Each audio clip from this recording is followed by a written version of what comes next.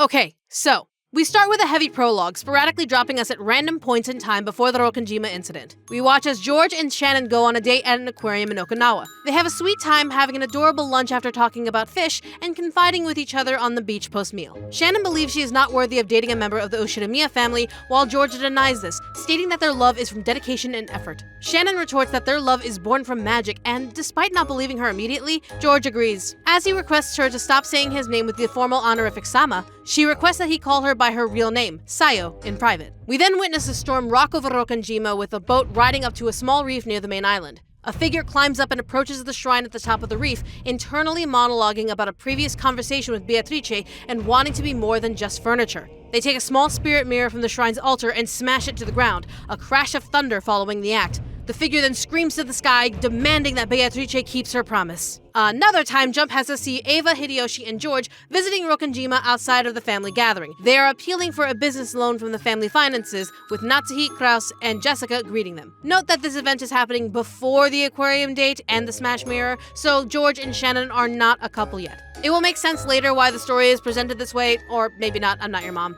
The parents go back and forth casually about their children, comparing the two much to the chagrin of the subjects. Reasonably annoyed, Jessica bickers with her mother, being chastised by her father for not being ladylike in her speech. Eva defends Jessica, stating that times are changing for women, before jabbing Natsuhi about her not noticing her daughter's efforts in learning makeup. Jessica leaves, reasonably annoyed at her parents. Shannon then enters with tea. Natsuhi takes out her new frustrations on Shannon verbally and causes the servant to fumble her duties. However, George finesses the conversation to compliment the tea Shannon had brought, easing her nerves and allowing her to do her job without nerves wrecking her execution. Shannon joins Jessica in the rose garden and both converse about George's general kind nature. Jessica questions Shannon about her feelings towards George, with the accused brushing the thought aside due to her feeling unworthy of such affection. She had not seen George as a potential romantic interest until that conversation. With Kinzo arriving to talk about the loan, George is sent away from the parlor, most likely to hide how the head of the Ushidamiya family abuses his immediate children. He joins Shannon and Jessica, where he is immediately questioned about his relationship status. He confesses to being single, which prompts Jessica to tease him about having Shannon as a practice partner for love. He is surprised to hear that Shannon is single as well, but Shannon tries to sway him away from Jessica's idea with her status as a servant. Eva eventually comes out and instructs George to join her in the parlor, wanting to discuss an upcoming marriage meeting for her son with Kinzo. The children see the marriage for the political move it is, but Eva pushes back, stating that love can be built from a partnership like an arranged marriage, citing her and Hideyoshi's relationship as an example. George disagrees with her view, but Eva shuts him down with a mother knows best cliche. After George obeys his mother's command, Eva approaches Shannon and whispers in her ear that she is unworthy of her son's attention. Shannon does not deny Eva's claim, confirming once again mentally that she is nothing but furniture to serve and be used by the Ushidamiya family. We move forward in time to watch Shannon half-heartedly clean the mansion. She laments internally about wanting to feel like a human instead of just obeying and serving without question. Natsuhi, noticing Shannon's lack of drive, asks if she is ill before reporting that she had another servant, Lunan, take over the chores Shannon failed to do. Shannon protests that Lunan cuts corners, but Natsuhi punishes her for talking back, forbidding her from having dinner until the entire entrance hall was cleaned. Shannon continues to spiral, wishing for George to save her like he had done before, despite his new marriage arrangement. Cannon approaches and scolds her for talking back to Natsuhi. Despite his chastisings, he then turns to insult Lunan and Natsuhi as if he was Shannon's anger translator. When Shannon stops him, Cannon offers to help her clean the entrance hall. She refuses his help, believing she deserved her punishment, and brushes away Cannon's assurance otherwise. As Shannon cleans around Beatrice's portrait, the Golden Witch herself appears to acknowledge Shannon as human, not furniture, and offers her services to play matchmaker. In return, Shannon would have to destroy a familiar spirit mirror located on the island's reefs, freeing Beatrice's powers from its oppression on her. Shannon hesitantly declines and is met with Beatrice's warning. There is no time limit to fulfill the request, but George will not wait for her to act. Cannon rushes in and defends Shannon, causing Beatrice to exert her own threatening power against him. When Shannon apologizes for him, Beatrice forms butterfly marks on their hands to prove that their meeting was real before disappearing in a cloud of golden butterflies. As we know exactly what happens because of previous time jumps, we then skip to Shannon visiting Jessica in her room after the aquarium date. When Jessica hears that George stayed in a second room during their hotel stay in Okinawa to remain a gentleman, backed up by Shannon's approval, she expresses frustration at not having a boyfriend herself. Jessica laments laments about being unattractive to the point of not having a date for her school's festival and dismisses Shannon to be alone with her feelings. Beatrice, on the other hand, visits Shannon multiple times in gratitude. The servant returns thanks in kind, surprising the witch, who has never been thanked before in such a way. Shannon attempts to return a magic brooch Beatrice had given to her, but the witch refuses to take it. Despite the brooch being used to connect George to Shannon at last, the witch states that the servant can continue using it, stop using it, or give it away. Their meetings evolve into a friendship, with Beatrice revealing that no one in the mansion can see her due to being restrained, thanks to Kinzo's summoning of her, and the shrine's eastern magic conflicting with her western magic. Beatrice laments at becoming soft, complaining about the ocean looking dull and gray. When Shannon claims the water is actually a beautiful blue, Beatrice notes that such a view proves Shannon's transformation from furniture to a human. When Cannon interrupts the tea party Shannon and Beatrice share, he scolds Shannon for becoming close to the witch, whom no one but they can see. Beatrice leaves and Cannon attempts to affirm that Shannon is not human, but still furniture to be used by the Ushirimiya family. Shannon denies his words and, after hearing Cannon's perspective of the ocean as dark gray, gives him the brooch. She claims Cannon doesn't see the blue color because he has no and assures that his view of the ocean will change when he finds and accepts love like she has. For a brief moment after, we spot Kinzo walking around the rose garden with Cannon, lamenting as to why he is unable to see Beatrice despite his years of research into magic. The witch, however, stands nearby with a pitiful expression and states, "Without love, it cannot be seen."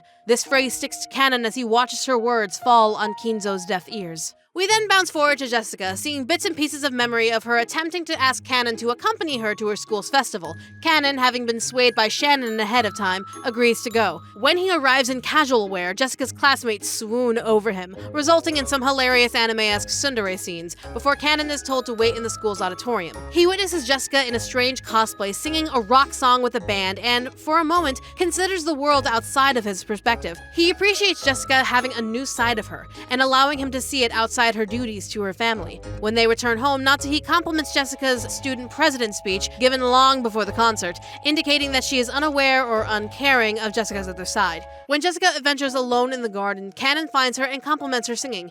As he confesses about his inability to sing as furniture, Jessica asks him to stop claiming he is such. She lectures how both of them could not control being born as they are, but had the ability to break through their expected lives.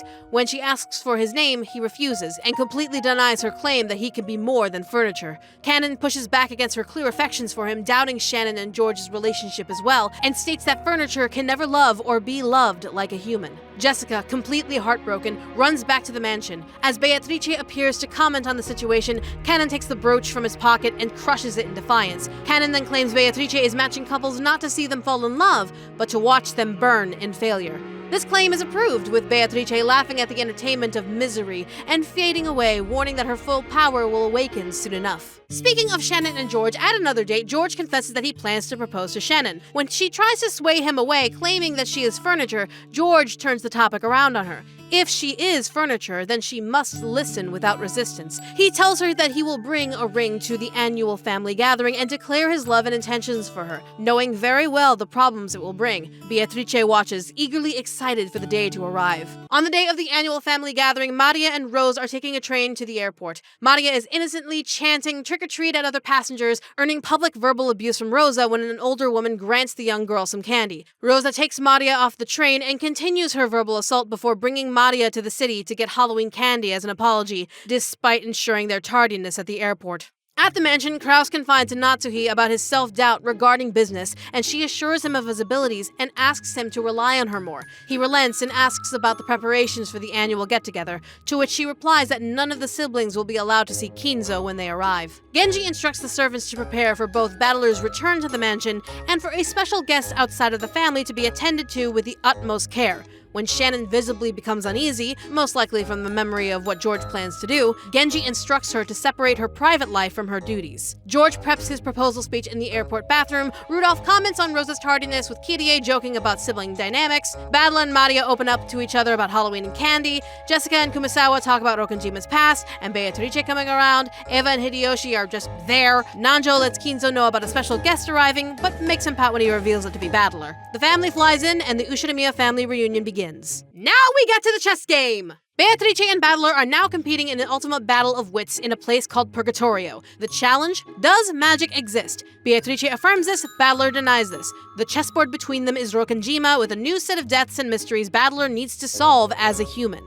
Basically, they're YouTube reactors from here on in, with lace borders signifying their commentary. The game begins with George marking the wilted flower in the rose garden for Maria. When the young girl expresses excitement over giving Beatrice a piece of candy, the adults tease about Maria's age and intelligence. When everyone moves on to the guest house, Rosa and Maria stay behind, where the mom strikes her daughter and destroys one of her candy pieces. Maria, seeing the side of Rosa as a bad witch possessing her, begs for her mom to return, which causes Rosa to leave Maria in the garden and sob into her bed at being a failure of a mother. Cannon, witnessing the abuse, tries to trade the crushed candy for one she had given him earlier, but Maria claims Beatrice will fix it when she arrives. The adults squabble over meeting Kinzo and his absence in general from the reunion. Kyrie confides with Rosa on the side that they should both rely on each other more, as both are mothers to younger daughters. Rosa agrees before they both notice the weather changing outside, causing Rosa to fush out to find Maria. She apologizes to Maria again, who only acknowledges her happily and lets her know that Beatrice is coming. With a strike of lightning, Beatrice appears in a modern suit and skirt outfit, greeting Maria like an old friend. She repairs Maria's broken candy and hands her an envelope, not to be shown to anyone.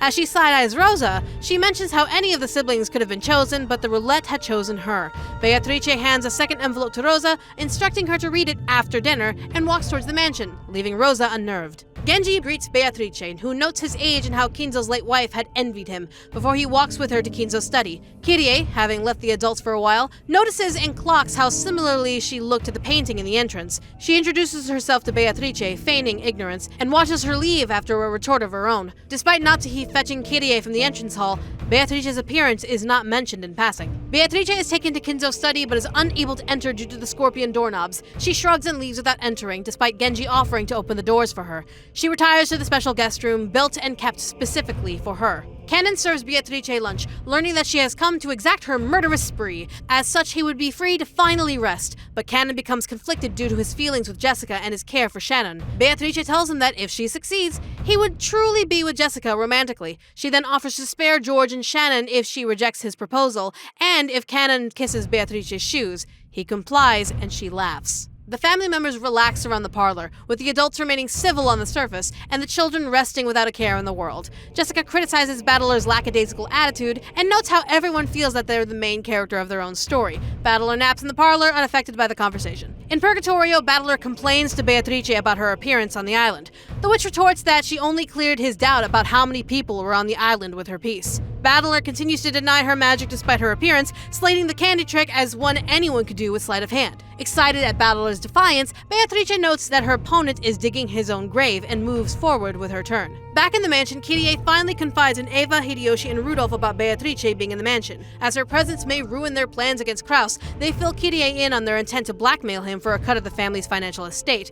When Kyrie suggests waiting for an opening in regards to Beatrice, wondering if Kraus brought her here as a weapon of his own, the adults agree. Rosa, on the other hand, confronts Maria about Beatrice. The young girl claims to have known the witch for 2 years, showing her mother drawings she herself could not have drawn in her notebook. Rosa considers reading the letter she received before dinner, but Maria warns her not to break her promise. Thinking Maria would report to Beatrice out of loyalty, she acquiesces, but plots to find some way to protect her daughter from the witch's influence. Jessica, Shannon, and George chatted up in the guest house while Goda complains about not being able to serve Beatrice her dinner himself. Genji is adamant that Goda not be the one to serve her, while Kumasawa pities him in the corner. Shannon, who Genji had assigned to serve Beatrice, is insulted by Goda due to his pride. Cannon comforts her before revealing Beatrice's plans to bring everyone to the Golden Land during the reunion. Knowing Shannon's conflicting feelings, Cannon admonishes her for allowing herself to become attached to George. Cannon sees the Golden Land as a true chance to become human and tells Shannon not to accept George's ring. Shannon refuses before leaving to serve Beatrice her meal.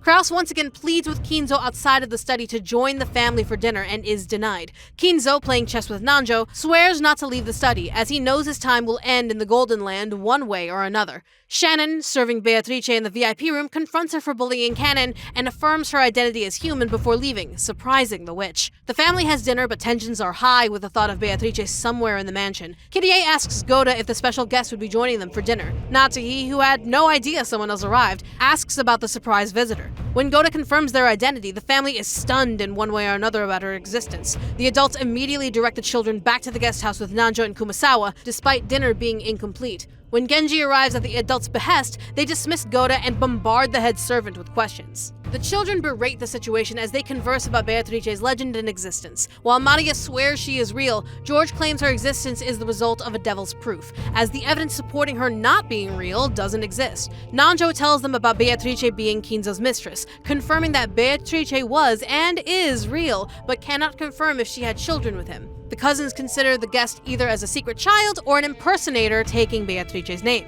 George pulls Shannon outside, where she gives vague details about her meeting with Beatrice. Downtrodden by the situation, Shannon asks about engagements and what they meant. George declares his intent to marry her and decides to change his ring to a full-on wedding ring, determined to be with her no matter what. Shannon accepts his ring and immediately slides it onto her ring finger, joyful at the prospect of building a family with George. Cannon, however, shames Shannon for accepting the ring. Seeing his envy, Shannon confronts him about his feelings for Jessica and leaves him with his thoughts, accepting her fate one way or another. Cannon curses Beatrice for showing him that he could feel human emotions, lamenting his situation and knowing that his love for Jessica is requited. That night, Beatrice invites Eva, Hideyoshi, Kraus, Natsuhi, Rudolph, Kirie, and Rosa to the chapel beyond the mansion grounds, where they accept her identity and her claim to the Ushirimiya estate and fortune. They toast and the night continues on in the early hours of the morning, where Kinzo awakens to see Dawn, relieved to be alive. Goda warms up the kitchen for breakfast while Shannon prepares the dining room. To her surprise, she finds a note with the word chapel on it left on the table. Genji, unable to locate any of the other adults,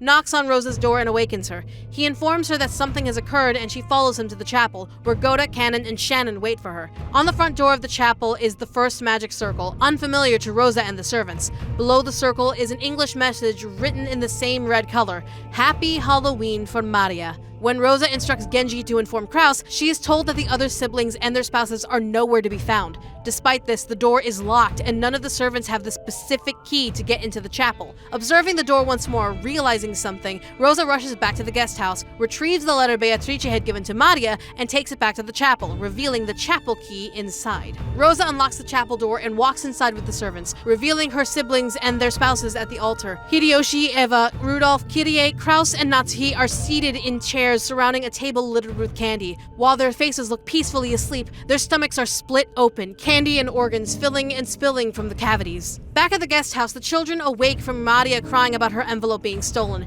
They all travel to the mansion to find no one around besides Nanjo to greet them. Suddenly, Cannon and Goda arrive, Cannon whispering something to the doctor, and Goda rushing into the servants' quarters and attempting to use the phone. Desperate for answers, the children follow the sprinting Cannon and Nanjo to the chapel. Despite Rosa's vocal warning, the children make it inside and witness the brutality. Jessica, Battler, and George mourn the loss of their parents, while Rosa hugs Maria close, crying as well. In Purgatorio, Battler verbally berates Beatrice for the sadistic display. Beatrice argues that because Battler disbelieved the identity of the first 6 corpses because of their disfigured deaths, she left their faces unharmed to prove the identity of the corpses. She also teases that Battler should examine the corpses himself, laughing at his misery towards the idea. Goda returns to the chapel to confirm that the phone lines are down. Jessica immediately blames Beatrice for the murders and runs out to try and find her. Rosa instructs Cannon and Goda to stop her and smacks Maria when she starts giggling in glee at the situation. George approaches the table and finds a letter alongside 3 golden ingots, confirming the existence of the family's gold. Jessica takes Cannon's master key and opens the VIP bedroom, where Beatrice was meant to stay, only to find it empty. Jessica starts to trash the room, reading a taunting letter left behind by Beatrice, insulting her intelligence.